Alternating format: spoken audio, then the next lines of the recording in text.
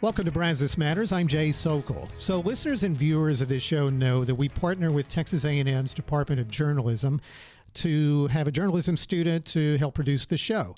And that means coming up with ideas for topics and guests and preparing us for these in-studio discussions. This semester's Brazos Matters student content contributor is Victoria Taylor. Hey, Victoria. Hello, how are you? I'm good. I'm glad you're here. I'm glad we got to today. We've been looking forward to this, right? Yes. So would love for you to tell us where you're from, how you got to Texas A&M, and also about your athletics career. Okay, I'm Victoria Taylor. I'm a senior here at A&M. I'm originally from Richmond, Kentucky, and I decided to come to A&M almost 4 years ago now for the swim program, which I just completed my swim career last weekend. But I've really enjoyed this 4 years just being at this school on the swim team, and just the school overall is amazing, so I know I made the right choice to come to A&M. So what were some of the universities you were considering before you chose A&M?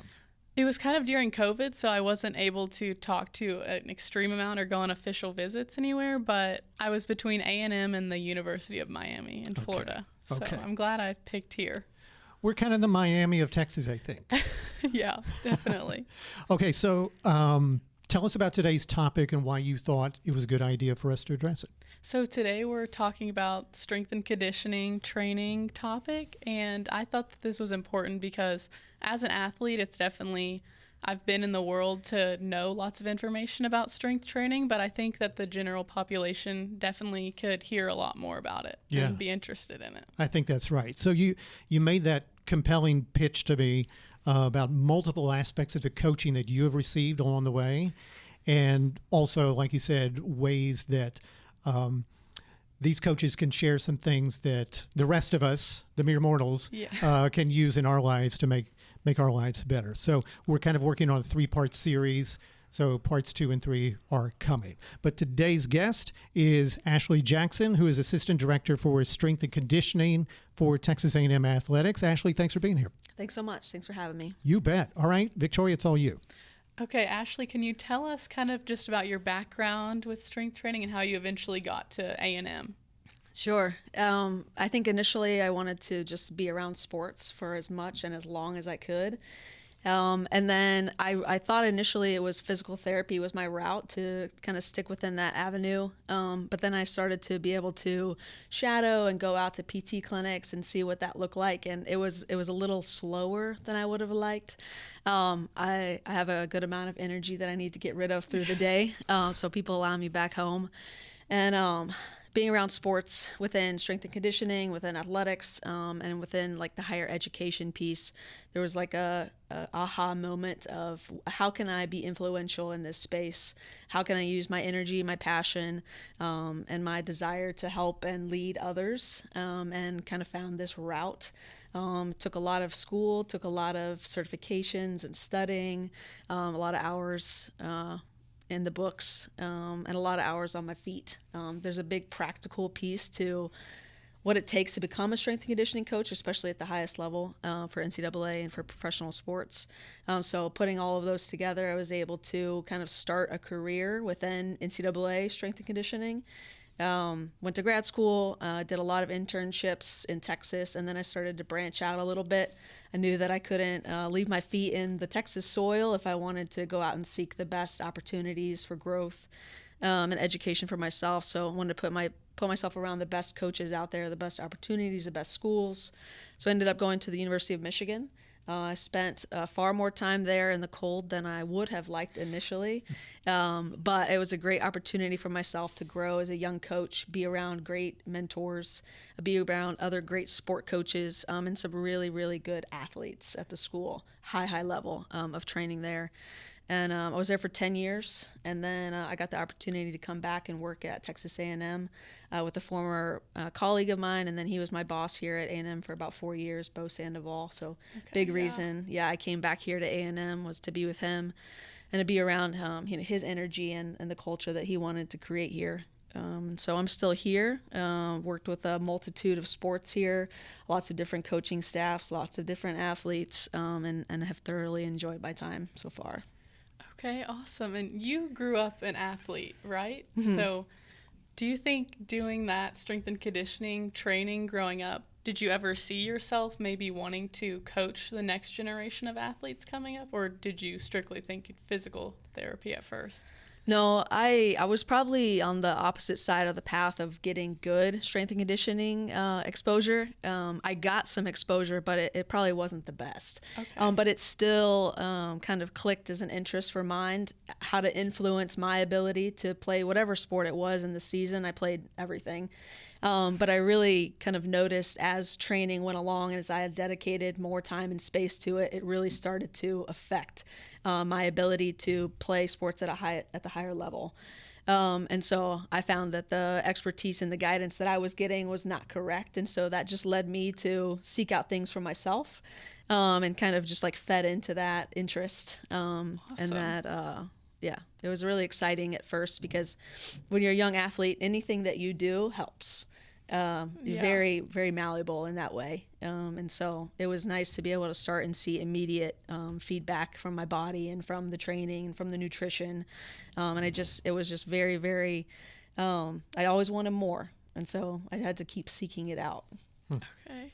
So here at A&M, you work with a lot of different athletes, both men and women, and all the differences that come with that. But how do you specifically tailor training to that many individual athletes? Yep. So I see myself as an expert generalist. And something that we do at the very beginning of when we start working with a new team or a new athlete is an in-depth needs analysis. So we take the athlete and we assess them kind of from tip to tail. We look at, what the qualities are of a high-level athlete within that sport. So we'll take swimming as an example. Tip to tail, we'll look at qualities, so they'll go all the way from like anthropometrics, what should their bodies look like. We'll go for like DEXA information, how much lean muscle mass does a high level swimmer have. What are qualities athletically that they need to possess? Should they be able to jump high, jump far? Should they be able to lift a lot of weight relative to their body weight? Should they be have a lot of absolute strength, be able to lift heavy loads regardless of body weight? What kind of muscular endurance do they need for their event? And that there's a big spectrum we talked about with swimming all the way from 50 to a mile. So there are different attacks and like practices that go into getting better at those specific events, just like their strength and conditioning. So we'll focus on different qualities and approaches with those athletes. We'll go through and look at, we'll also use some sports science approach. So we'll look at what their jumps look like, a counter movement jump, how they're able to produce force, how quickly they're able to produce force, how they land. Is everything symmetrical from side to side, top to bottom? So we'll look at force they're able to produce with the right shoulder, left shoulder. We'll look at force they're able to produce a left leg, right leg. There's a multitude of tests. It's very detail oriented. So when we get all that data back, I'm able to formulate a plan as a holistic approach to the athletes. So in general, I know that this group of swimmers or this team of swimmers needs to have these general qualities to start with. And then from there, I can tailor off per event group and per athlete what they need and what's going to help them kind of bridge the gap between where they're at and where the coaches think that they're going to be at their best. So in terms of numbers, how many are in your portfolio of athletes at any one year, any one season? Close to 40. Wow. Okay. That feels like a lot. Yeah, mix between girls and guys. I don't know. Is it a lot for you? It's a different approach. I've worked with large teams. I've worked with individual groups, so like a golf or a tennis. I've worked with bigger groups like a women's lacrosse team. We have had 47 on the team at one time. Football can have 80 to 100. So there's a big continuum of what those rosters look like. Here at A&M, we're definitely blessed with the resources to have enough coaches within our staff to really give the time and attention and the detailed approach to be able to help them be super successful. Yeah. Okay. And as a strength and conditioning coach, what are you kind of looking for in our training? Yeah, I'm looking for results. Yeah. And I know the coaches are looking for that as well, right? The coaches are always wanting y'all to go faster, to be able to, produce more results weekend to weekend, to get better over time, right? To always be progressing. So at the utmost detail, I'm looking at progress in the pool. Are the coaches happy with where you're at? Are you progressing like they think you should be? And then from there, I want to make sure that you're healthy. Like the Yeah. biggest ability is your availability, right? So if you're hurt, you can't swim. If you're hurt, you can't do anything.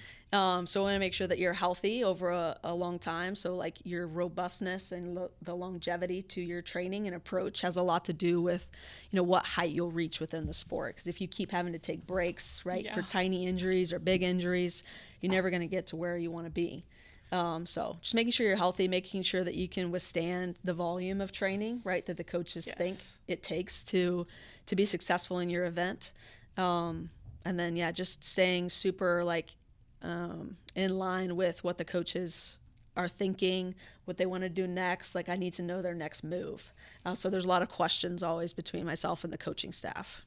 Yeah, I definitely know how that feels like trying to ease back into weight training and swimming after being sick or just after even like a taper period, like resting. So in terms of an individual's character traits or personality, is there something that you kind of pick up on and you're like, oh yes, I can capitalize on that, leverage it in the weight room? And feel free to use Victoria as an example. Yeah. The biggest thing for me is for an athlete to be coachable, right? That they acknowledge that there are gaps within their performance and within their training that they need help and guidance with. And that's where it's a lot easier for me to step in versus try to pull them into what I would like them to do. It's very helpful if the athletes think that they need me. If I can offer some sort of resource or guidance or tidbit of information that might help them continue to reach those higher levels of training. And I just have to be particular when I insert those. I can't shove them down their throats. No one likes that. But I can definitely lead them gently to the water. And then make sure that they remember it tastes good to drink and, be hydrated, whether that's strength and conditioning or water training or what their nutrition looks like. Yeah, you definitely know how to come up and critique us in the right way. Thank you. So throughout our athletic season, obviously we go through ebbs and flows of big competitions and meets coming up. So why is it important for swimmers like me and our team to kind of reduce training during like big competition seasons and have heavier training, maybe over like a thick block of just training and no meets? Yeah, absolutely. There's a huge roller coaster right throughout the calendar year with training, with competitions, and with off season. And the biggest thing for me is that there is trends in it, that there is a roller coaster, and that it's not a flat line, that it's not always a really, really steep approach, and that it's not always like the flattest line. So I want to be able to give, stimulus to your bodies, whether that be, particularly in strength and conditioning or competitions or training. But then I need to also, influence the coaches and remind myself that you've got to recover from that stimulus, from that stress. So we've got to come down a little bit to let you rest and recover. And then the next piece of the stimulus and the stress that we give you has got to be higher, right? Because once you've recovered, you've come back stronger. Yeah. I know you're like, I can feel this, right? Yeah. You can feel it. But once you've recovered, we have to give you a bigger stimulus so that you continue to progress positively. Okay, that makes sense. So I'm going to reintroduce you. If you're just tuning in, I'm Jay Sokol with KAMU student content contributor Victoria Taylor. Our guest today is Ashley Jackson, Assistant Director for Strength and Conditioning with Texas A&M Athletics. She specifically works with men's and women's swimming and diving teams. We're talking about how she helps her athletes' performance and how the rest of us can borrow from her training to improve our own lives. Okay, next question. From a strength and fitness standpoint, what do you hope that you're able to do, like growing up 50, 60, 70? And beyond. Yeah, and beyond. Keep moving, keep exercising, keep moving, keep stressing and challenging my body. A, and then B, I think I want to be around for my kids as long as I can and to be as active as I can with them. I don't want to be the parent on the sideline that can't help them, that can't demonstrate some sort of new sport, or that can't, ride my bike with the family. I want my kids to be active. I think that's super important from a mental and a physical standpoint. And so I want to be able to give that example for them for eternity. Yeah. Okay, representing the average person here. How much should we pay attention to things like stepping on the scale or BMI numbers or the endless supply of self-proclaimed fitness gurus that we see on social media? How about those sorts of things? Yeah, I mean, there are a lot of self-proclaimed experts out there, and I think that there's probably more self-proclamation than there is studying and book knowledge that they have, or classroom knowledge that they have. I think you need to be really particular and picky about who you're listening to, what you're reading, what the sources are. If you're going to follow something, just make sure it's accredited. There's plenty of resources out there for the general public for free. I know everyone likes the WebMD and the Google, and that's just a little bit too generic of a search, right? Or the Instagram, TikTok. I can't even keep up at this point what the social media popularity app is right now. But just know what your sources are and just make sure they're accredited as you seek those out. It's really important to follow, if you're going to follow something or if you're going to listen to that, that it's right.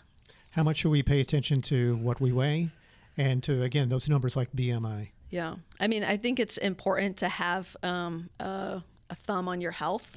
Absolutely. From ground zero. I think a lot of people tend to be scared or, not interested in asking their doctor, like their primary care physician, about that to start with. I think that that's a good place, that while you're getting your yearly physical, getting your blood work, like you should know what's going on inside of your body. And there's plenty of avenues out there to be able to get those numbers. And a lot of them are free with insurance. And so there's just no reason that you shouldn't have a general idea, like annually, what's going on inside your body hormonally, with your blood work, what you're weighing. And then there's, even beyond that, being able to do some sort of body composition scan gives you a much better idea into kind of numbers versus lean muscle mass and fat mass. BMIs that take your height and what you weigh into account only as the variables are pretty unreliable, especially for people like myself who have a pretty good amount of lean muscle mass on them. They might tell me that I'm morbidly obese, which I can promise you I'm not. Right. Yeah. No, I've heard the same thing, that has been discredited to a great degree after years and years of it being some sort of a supposedly reliable standard. Yeah. I've always been told if there's a goal that you want to reach, whether it be a number on the scale or whether it be, how you want to look, then you need to assess where you're at and then be able to build a plan to get where you want to be. And so having as much knowledge as you can about where you're at always helps direct your path in fitness. Yeah. Okay. For those who aren't D1 athletes and maybe want to start understanding strength and conditioning, where would you kind of recommend they start? Would it be like with weights or more cardio, or? I think it kind of depends like where they're at in their athletic career and how old they are and like what, tools they have. We talked a little bit about dispelling some of the so-called experts out there, but there are good strength and conditioning coaches that have gyms out in local places like this, like in the city of College Station. I know that there's several locations that offer great youth strength and conditioning. And so just seeking out good, reliable sources for that. Other than that, I think like just calisthenics to start with, like being able to manage your own body weight, think push-ups, pull-ups, sit-ups, planks. Those are all good places to start. They take minimal equipment. Technique's pretty easy to start off with. And then I think just as your interests grows in a specific sport, maybe, or, like I'm absolutely want to play Division I sports, or I want to go to college and get a scholarship. People are seeking out those professionals to help influence, their abilities young, like I'm seeing 12 and under kids have a strength and conditioning coach. Yeah. And I think it's great to, if you have a good coach, start to get some feedback on things you need to work on. And just being mindful with a lot of the kind of land sports that I've worked with or field sports, year-round training in the same sport, I think is getting outrageous. And I know swimming is just as bad. It's swimming year-round, never take a break, never play another sport. But we're starting to see a lot of injuries that pop up with athletes that have only played one sport year-round for years and years and years. And they'll come in with bony issues. They'll come in with tendon issues. And I think being versatile in kind of what sports you play, even if it's just a weekend fun sport with your friends. Keyword being fun. And friends, those are important too. But just having a versatile approach into your sport training will help with the initial approach to strength and conditioning. Okay, and could you explain just a little bit how important it is to you watching our form during our weight sessions? Yeah, I know what Vicky's talking about. She's, I have a saying, it's kind of always be coaching. And it's something that I warn the athletes about when they come in, and it's like, if I stop coaching you, that's when you should be worried, not when I am coaching you, right? It means that I'm not interested, or you're not, taking my feedback into account. And so always be coaching. There's always little things within technique that can be perfected or bettered within the sessions. And feedback for the athletes is something I think that they all desire. It is hard, in a session of 30 to 40 people to be able to give that individual feedback. But that's why I really try to get my steps in during our sessions, right? Checking in with everybody. I try to give at least like one verbal check-in, one eye contact check-in with each athlete per session. And that just gives me a reading in the room on kind of how everyone's doing. And then I can kind of do my due diligence and my research on if I need to reach out to them via text, if I need to check in them on practice, if I need to reach out to their coach. But the feedback piece, I think all athletes desire. And for me too, like education and safety go into, they're a big part of training for me, to be able to continue to stress great sound training. It takes a lot of reps, and it takes a lot of feedback, right? We're always trying to be better. So always be coaching, Vic. Yeah, I can't think of any time you haven't said something or critiqued me, and definitely in the moment I'm like, I feel like I'm doing my cleans or my back squats perfectly, but I need to go deeper in my squat or get my elbows up, but you always help out. She's going to hear your voice in her head forever. It's free right? coaching. Yeah. Free coaching. Yeah. Talking about form, it makes me think about what I do. I've got a little home gym, one of these man cave sorts of things, because nobody wants to see me in a gym working out. I'm just going to be honest with you. But talking about form, like I probably do need to check in with the trainer now and then just to make sure I'm doing things that aren't going to injure myself, right? Mm-hmm. Yeah, and you have like kind of a self-trainer in your back pocket with your cell phone. You can always video. It's hard sometimes to see different angles when you're exercising by yourself. But the video, like the self-facing camera, great option to be able to video. And then if you do have a strength conditioning coach or a personal trainer, a lot of times video like sends back and forth can help clean up some technique. And so it's super easy over text message. That's a great idea, because that keeps me at home. There you go. That is a great idea, actually.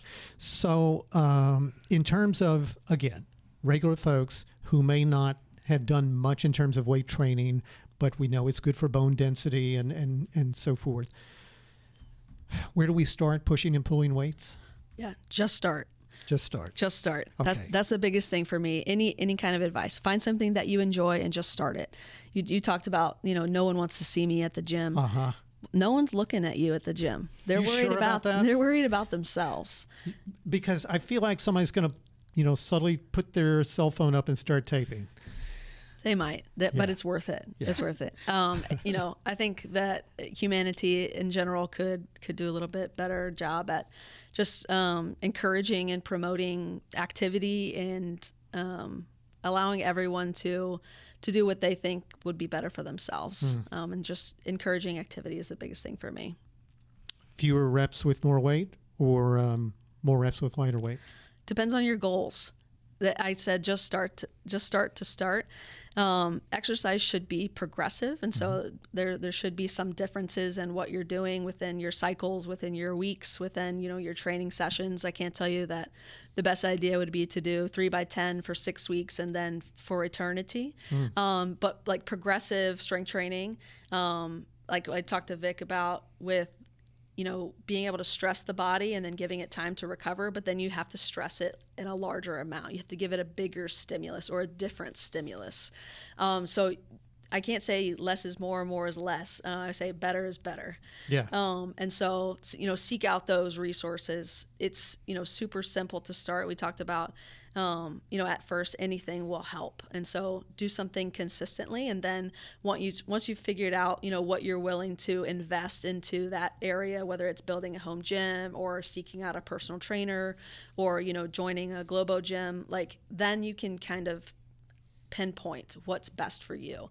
Get that data where you're at. We talked about you can do the DEXA, or you can do the body mass composition scan. You can do your blood work with your doctor. Like get an idea of where you're at, and then try to match that with where you want to be. And it's much easier to reverse engineer a plan than it is to just throw something out there randomly. Yeah, that makes sense. With the last couple minutes that we have, Victoria, you have anything else you want to throw at your coach? Maybe just something real quick. How has weight training made a positive impact in your life? Well, it's how I get a paycheck. So that's pretty positive. It is positive. That is positive. Yeah. But I think it's allowed me to be around like a multitude and a plethora of great individuals. I've loved most student athletes that I've been around, which is a lot, most. But I've met some really great people who I'll be friends with for life. And the coolest thing for me has been hearing back from student athletes 5 years, 10 years down the road. Like they might not even be, it might not even be about strength and conditioning. It might be that, hey, remember this really hard workout that we had? I had an interview this past weekend. I just thought, this is the hardest thing that I've ever done. And then I remembered that conditioning test and I said, no, it's not. I'm good. And I crushed it, and so, being able to connect things that they've learned working with me and, within the department into real world things is awesome for me to be able to see. For me personally, I think it just gives me a sense of confidence walking into any room and knowing that I can do hard things and that I have, and that, stressing my body just makes me, a harder to kill human. Yeah, true. Right. Actually. There's the goal. There it is. Right harder there. to kill. Ashley Jackson, thanks for being here. Fine, I'm going to go talk to a strength and conditioning coach. I'm going to give me a trainer. I'm going to do it right. Thank you, sir. Yeah, no, thank you. Brazos Matters is a production of Aggieland's Public Radio, 90.9 KAMU FM, a member of Texas A&M University's Division of Community Engagement. Our show is engineered and edited by Matt Dittman. All Brazos Matters episodes are available on YouTube and on podcast platforms like Spotify, Apple, iHeart, and Amazon. Also on the NPR app and the KAMU website. We would love for you to rate and review and subscribe so you never miss an episode. For Victoria Taylor, I'm Jay Sokol. Thank you so much for watching and for listening, and we wish you a great day.